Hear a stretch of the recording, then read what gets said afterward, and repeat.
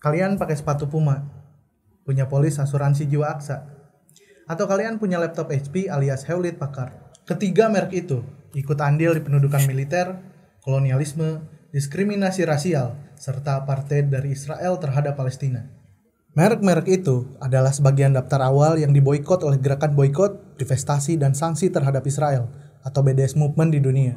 Nah, kali ini kita bakal membahas soal BDS Movement. Apa sih itu? Sebelum membahas lebih jauh mengenai gerakan boikot, divestasi, dan sanksi Israel, jangan lupa untuk subscribe channel Deduktif Indonesia untuk mendukung kami dalam melakukan reportase menarik lainnya.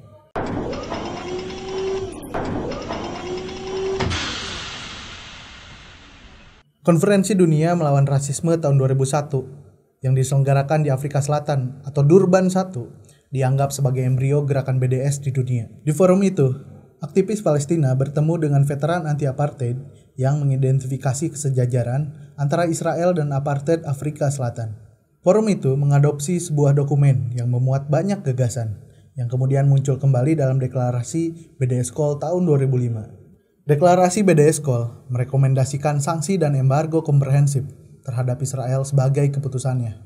Sosok Omar Barghouti lah yang memperkarsai gerakan BDS pada Juli 2005. Sekitar 170 serikat pekerja Palestina, jaringan pengungsi, organisasi perempuan, asosiasi profesional Komite Perlawanan Rakyat, dan Badan Masyarakat Sipil Palestina andil di pembentukan gerakan BDS pertama.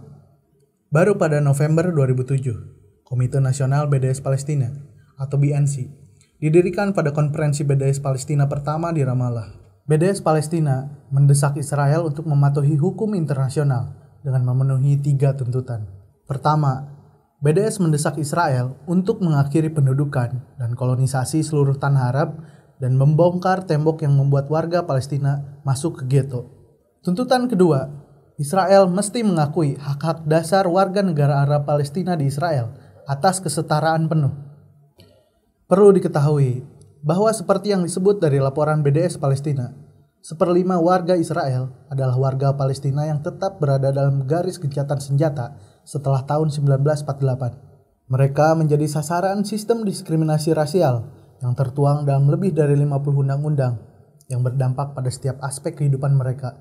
Sedangkan tuntutan ketiga dari BDS Palestina terhadap Israel adalah Israel mesti menghormati, melindungi, dan memajukan hak pengungsi Palestina untuk kembali ke rumah dan harta bendanya sebagaimana diatur dalam resolusi PBB 194. Seperti halnya nama dari gerakan ini, ada 3 pilar utama yang diperjuangkan untuk pembebasan Palestina. Gerakan boikot dari BDS di seantero dunia melibatkan pemboikotan terhadap lini akademik, kultural, maupun ekonomi. Universitas-universitas di Israel bertanggung jawab atas pengembangan sistem senjata dan doktrin militer yang digunakan dalam kejahatan perang Israel. Mereka melegitimasi kolonisasi yang sedang berlangsung di tanah Palestina, merasionalisasi pembersihan etnis secara bertahap terhadap penduduk asli Palestina, memberikan pembenaran moral untuk pembunuhan di luar proses hukum, dan secara sistematis melakukan diskriminasi terhadap pelajar non-Yahudi, serta pelanggaran hak asasi manusia dan hukum internasional baik secara implisit maupun eksplisit. Pemboikotan kultural kemudian dilakukan gerakan BDS di dunia. Karena Israel secara terang-terangan menggunakan budaya sebagai bentuk propaganda untuk menutupi dan membenarkan rezim pendudukan, kolonialisme, dan apartheid terhadap rakyat Palestina. Sedangkan pemboikotan ekonomi dilakukan terhadap perusahaan-perusahaan internasional yang membantu dan mendukung pelanggaran hukum internasional yang dilakukan oleh Israel, termasuk dengan beroperasi di permukiman ilegal Israel dan bertindak sebagai kontraktor bagi militer dan pemerintahan Israel. Andil Puma dalam sepak bola Israel juga mesti disoroti. Gerakan BDS menganggap bahwa salah satu raksasa penyedia pakaian dan perlengkapan olahraga global ini telah terlibat dalam pelanggaran HAM dan hukum internasional. Hal ini bisa dilihat dari peran Puma sebagai sponsor utama IFA atau Federasi Sepak Bola Israel, yang juga menaungi berbagai tim dari pemukiman-pemukiman ilegal Israel yang berdiri di atas tanah Palestina. Pemboikotan lain yang disuruhkan oleh gerakan BDS di dunia adalah pemboikotan terhadap Hewlett Packard. Perusahaan teknologi informasi multinasional ini disebut punya peran krusial dalam penjajahan Israel terhadap Palestina.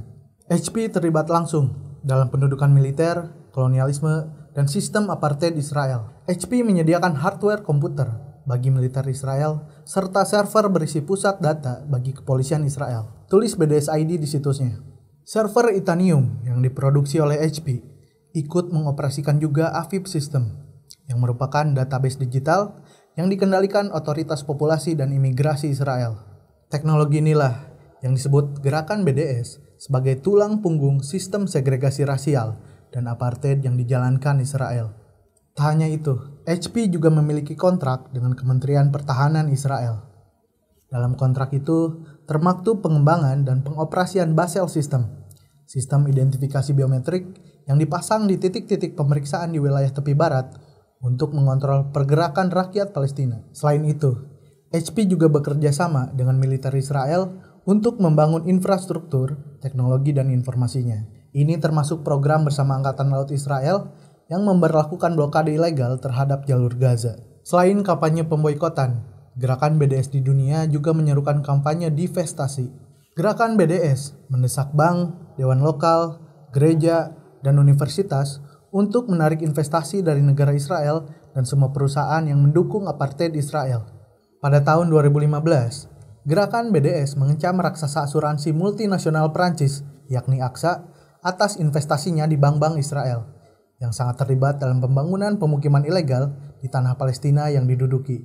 Selain itu, AXA juga berinvestasi di Elbit System, produsen senjata terkemuka Israel yang memfasilitasi kejahatan perang Israel terhadap warga Palestina. Sejak saat itu, AXA telah mengadopsi beragam keputusan investasi dan divestasi. Sementara, Dewan Hak Asasi Manusia PBB pada tahun 2020 mencantumkan semua bank Israel di dalam database perusahaan bisnis PBB yang terlibat dalam pemukiman ilegal Israel. Kampanye terakhir yang diserukan oleh gerakan BDS adalah sanksi terhadap Israel itu sendiri. Kampanye ini menekan pemerintah Israel untuk memenuhi kewajiban hukum mereka untuk mengakhiri apartheid mereka terhadap Palestina.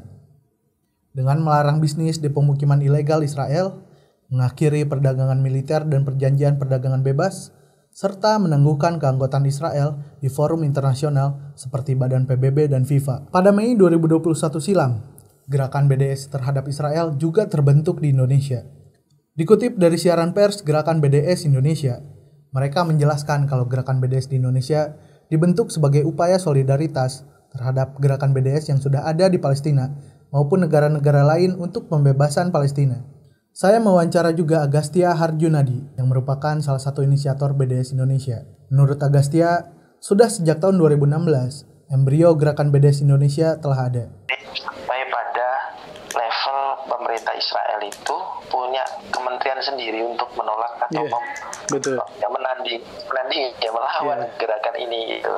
Namun, gerakan BDS Indonesia baru secara resmi terbentuk di tahun 2021. Lebih lanjut menurut Agastya, Indonesia ini seyogianya sudah jelas untuk menentukan sikap, terutama mengacu ke amanat konstitusi yang menyebut kalau Israel ini entitas yang mewakili penjajahan gaya baru.